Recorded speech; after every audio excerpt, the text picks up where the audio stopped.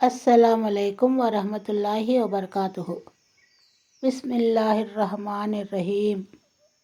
نبی کریم صلی اللہ علیہ وسلم کے سیرت کے حوالے سے آج ہم جانیں گے عقبہ کی پہلی بیعت۔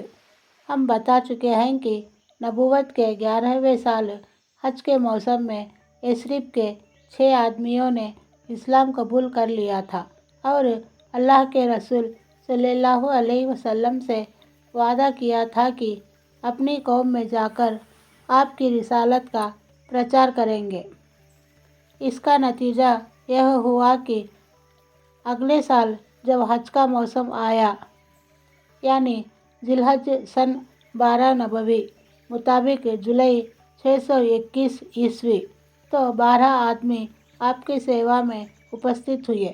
ان میں حضرت جابر بن عبداللہ کو چھوڑ کر باقی 5 وہی تھے جو پچھلے سال بھی آ چکے تھے، اور ان کے علاوہ 7 آدمی نئے تھے جن کے نام یہ ہیں: معاذ بن حارث بن عفارہ، قبیلہ بنی نجار; ذکوان بن عبد القیس، قبیلہ بنی زریق; عبادہ بن صامت، قبیلہ بنی غنم; یزید بن ثعلبہ، قبیلہ بنی غنم کے متر; عباس بن عبادہ بن نزلہ، قبیلہ بنی سالم; ابو الہیثم بن تیہان، قبیلہ بنی عبد الاشہل; 7 ہویم بن سعیدہ، قبیلہ بنی عمرو بن عوف۔ ان میں سے صرف آخری 2 آدمی اوس قبیلے کے تھے، باقی سب کے سب قبیلہ خزرج سے تھے۔ ان لوگوں نے رسول اللہ صلی اللہ علیہ وسلم سے مینا کے عقبہ کے پاس ملاقات کی اور آپ سے کچھ باتوں پر بیعت کی۔ یہ باتیں وہی تھیں جن پر آگے حدیبیہ کے سمجھوتے کے بعد اور مکہ کی وجے کے وقت عورتوں سے بیعت لی گئی۔ عقبہ کی اس بیعت کا وورن صحیح بخاری میں حضرت عبادہ بن صامت رضی اللہ عنہ کی روایت سے ملتا ہے۔ وہ کہتے ہیں کہ اللہ کے رسول صلی اللہ علیہ وسلم نے فرمایا، آؤ مجھ سے اس بات پر بیعت کرو کہ اللہ کے ساتھ کسی چیز کو شریک نہ کریں گے، چوری نہ کریں گے، زنا نہ کریں گے، اپنی اولاد کو قتل نہ کریں گے، اپنے ہاتھ پاؤں کے بیچ سے گھڑ کر کوئی بہتان نہ لاؤ گے، اور کسی بھلی بات میں میری نافرمانی نہ کرو گے۔ جو ویکتی یہ ساری باتیں پوری کرے گا اس کا بدلہ اللہ پر ہے، اور جو ویکتی ان میں سے کوئی چیز کر بیٹھے گا پھر اسے دنیا ہی میں اس کی سزا دے دی جائے گی تو یہ اس کے لیے کفارہ ہوگی، اور جو ویکتی ان میں سے کوئی چیز کر بیٹھے گا پھر اللہ اس پر پردہ ڈال دے گا تو اس کا معاملہ اللہ کے حوالے ہے، چاہے گا تو سزا دے گا اور چاہے گا تو معاف کر دے گا۔ حضرت عبادہ رضی اللہ عنہ فرماتے ہیں کہ ہم نے اس پر آپ سے بیعت کی۔ مدینہ میں اسلام کا سفیر۔ بیعت پوری ہو گئی اور حج ختم ہو گیا تو نبی صلی اللہ علیہ وسلم نے ان لوگوں کے ساتھ یثرب میں اپنا پہلا سفیر دوت بھیجا تاکہ وہ مسلمانوں کو اسلامی حکموں کی شکشا دے اور انہیں دین کی باتیں بتائے، اور جو لوگ اب تک شرک پر چلے آ رہے ہیں ان میں اسلام کی اشاعت کرے۔ نبی صلی اللہ علیہ وسلم نے اس کے لیے پہلے اسلام قبول کرنے والوں میں سے ایک جوان کو چنا جس کا شبہ نام مصعب بن عمیر ابدری رضی اللہ عنہ ہے۔ زبردست کامیابی۔ حضرت مصعب بن عمیر رضی اللہ عنہ مدینہ پہنچے تو حضرت اسد بن زرارہ رضی اللہ عنہ کے گھر اترے۔ پھر دونوں نے مل کر یثرب والوں میں پورے اتساہ کے ساتھ اسلام کی تبلیغ شروع کر دی۔ حضرت مصعب مقاری کی اپادھی سے پہچانے جانے لگے۔ مقری کا ارتھ ہے پڑھانے والا۔ اس وقت ادھیاپک یا گرو کو مقری کہتے تھے۔ تبلیغ کے سلسلے میں ان کی سفلتا کی ایک بہت ہی شاندار گھٹنا یہ ہے کہ ایک دن حضرت اسد بن زرارہ رضی اللہ عنہ ان کے ساتھ لے کر بنی عبد الاشہل اور بنی جعفر کے محلے میں تشریف لے گئے اور وہاں بنی جعفر کے ایک باغ کے اندر مرق نامی ایک کنویں پر بیٹھ گئے۔ ان کے پاس کچھ مسلمان بھی جمع ہو گئے۔ اس وقت تک بنی عبد الاشہل کے دونوں سردار یعنی حضرت سعد بن معاذ رضی اللہ عنہ اور حضرت اسید بن حضیر رضی اللہ عنہ مسلمان نہیں ہوئے تھے بلکہ شرک ہی پر تھے۔ انہیں جب خبر ہوئی تو حضرت سعد نے حضرت اسید سے کہا کہ ذرا جاؤ اور ان دونوں کو جو ہمارے کمزوروں کو مورکھ بنانے آئے ہیں ڈانٹ دو اور ہمارے محلے میں آنے سے منع کر دو، کیونکہ اسد بن زرارہ میری خالہ کا لڑکا ہے، اس لیے تمہیں بھیج رہا ہوں، ورنہ یہ کام میں خود کر لیتا۔ اسید نے اپنا ہتھیار اٹھایا اور ان دونوں کے پاس پہنچے۔ حضرت اسد رضی اللہ عنہ نے انہیں آتا دیکھ کر حضرت مصعب رضی اللہ عنہ سے کہا، یہ اپنی قوم کا سردار ادھر آ رہا ہے، اس کے بارے میں اللہ سے سچائی اختیار کرنا۔ حضرت مصعب رضی اللہ عنہ نے کہا، اگر یہ بیٹھا تو اس سے بات کروں گا۔ اسید پہنچے تو ان کے پاس کھڑے ہو کر سخت سست کہنے لگے، بولے، تم دونوں ہمارے یہاں کیوں آئے ہو؟ ہمارے کمزوروں کو مورکھ بناتے ہو۔ یاد رکھو، اگر تمہیں اپنی جان کی ضرورت ہے تو اس سے الگ ہی رہو۔ حضرت مصعب نے کہا، کیوں نہ آپ بیٹھیں اور کچھ سنیں، اگر کوئی بات پسند آ جائے تو قبول کر لیں، پسند نہ آئے تو چھوڑ دیں۔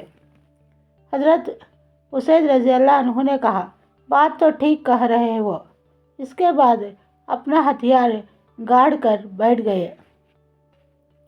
اب حضرت مصعب نے اسلام کی بات شروع کی اور قرآن کی تلاوت فرمائی۔ ان کا بیان ہے کہ خدا کی قسم، ہم نے اسید کے بولنے سے پہلے ہی ان کے چہرے کی چمک دمک سے ان کے اسلام کا پتہ لگا لیا۔ اس کے بعد انہوں نے زبان کھولی تو فرمایا، یہ تو بہت ہی خوب اور بہت ہی اچھی ہے۔ تم لوگ کسی کو اس دین میں داخل کرنا چاہتے ہو تو کیا کرتے ہو؟ انہوں نے کہا، آپ نہا لے، کپڑے پاک کر لے، پھر حق کی گواہی دے، پھر 2 رکعت نماز پڑھے۔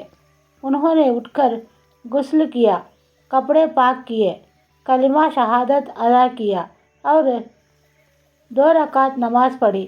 پھر بولے، میرے پیچھے ایک اور ویکتی ہے، اگر وہ تمہاری پیروی کرنے والا بن جائے تو اس کی قوم کا کوئی آدمی پیچھے نہ رہے گا، اور میں اس کو ابھی تمہارے پاس بھیج رہا ہوں۔ اشارہ سعد بن معاذ کی اور تھا۔ اس کے بعد حضرت اسید نے اپنا ہتھیار اٹھایا اور پلٹ کر حضرت سعد کے پاس پہنچے۔ وہ اپنی قوم کے ساتھ محفل میں تشریف رکھتے تھے۔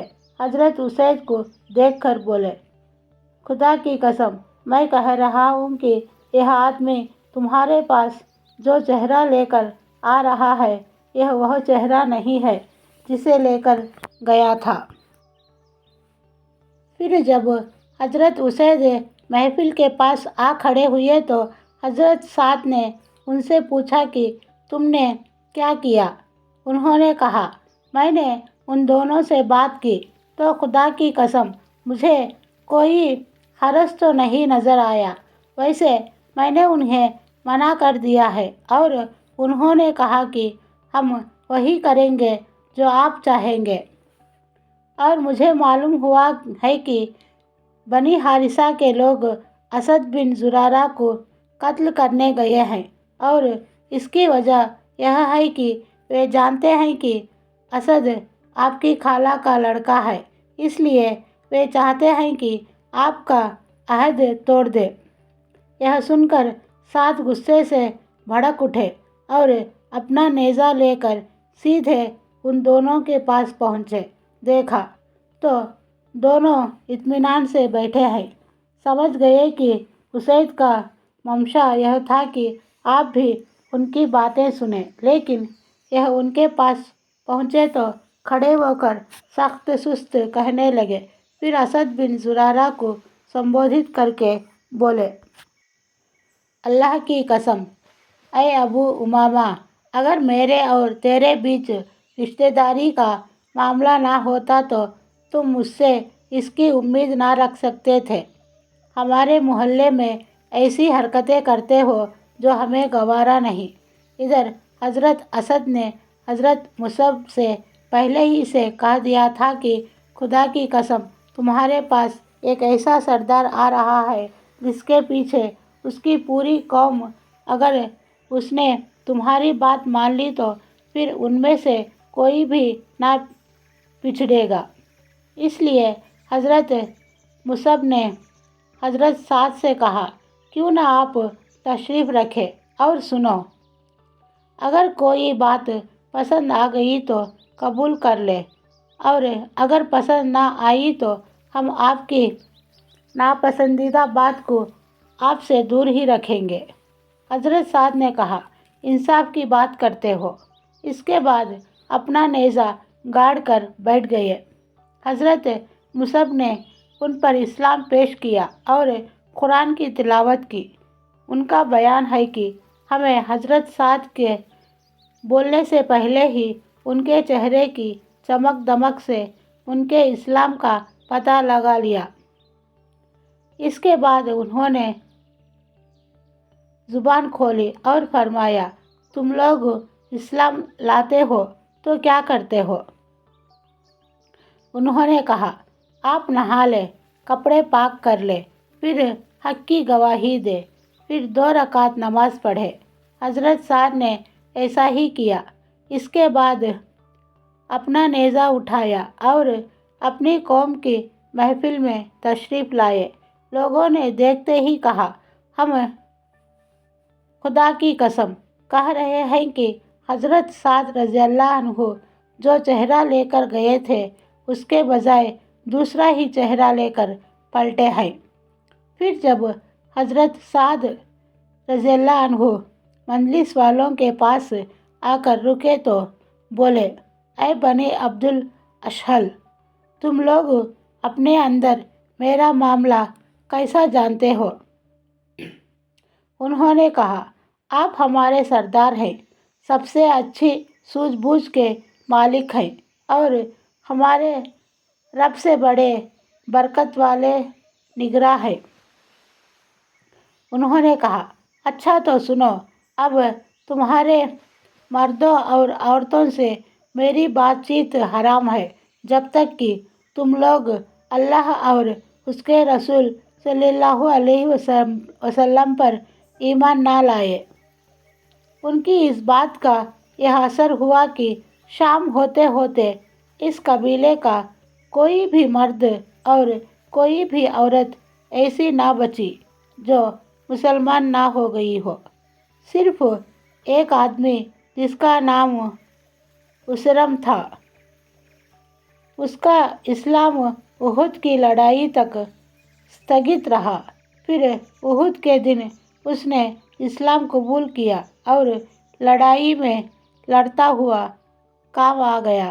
اس نے ابھی اللہ کے لیے ایک سجدہ بھی نہ کیا تھا۔ نبی صلی اللہ علیہ وسلم نے فرمایا کہ اس نے تھوڑا عمل کیا اور زیادہ اچھا بدلہ پایا۔ حضرت مصعب رضی اللہ عنہ حضرت اسد بن زرارہ رضی اللہ عنہ ہی کے گھر پر رہ کر اسلام کی تبلیغ کرتے رہے، یہاں تک کہ انصار کا کوئی گھرانہ باقی نہ بچا جس میں کچھ مرد اور عورتیں مسلمان نہ ہو چکی ہوں۔ صرف بنی امیہ بن زید اور خطمہ اور وئیل کے مکان باقی رہ گئے تھے۔ پرسدھ کوی قیس بن اسلط انہی کا آدمی تھا اور یہ لوگ اسی کی بات مانتے تھے۔ اس کوی نے کھائی کی لڑائی تک انہیں اسلام سے روکے رکھا۔ بہرحال حج کے اگلے موسم یعنی 13ویں نبوی کے سال کے حج کا موسم آنے سے پہلے حضرت مصعب بن عمیر کی سفلتا کی خوشخبریاں لے کر اللہ کے رسول صلی اللہ علیہ وسلم کے سیوا میں مکہ تشریف لائے اور آپ کے یثرب کے قبیلوں کے حالات، ان کی جنگی اور پرتی رکشاتمک क्षमताओं اور بھلی یکتاؤں کی باتیں وستار میں بتائیں۔ السلام علیکم ورحمۃ اللہ وبرکاتہ۔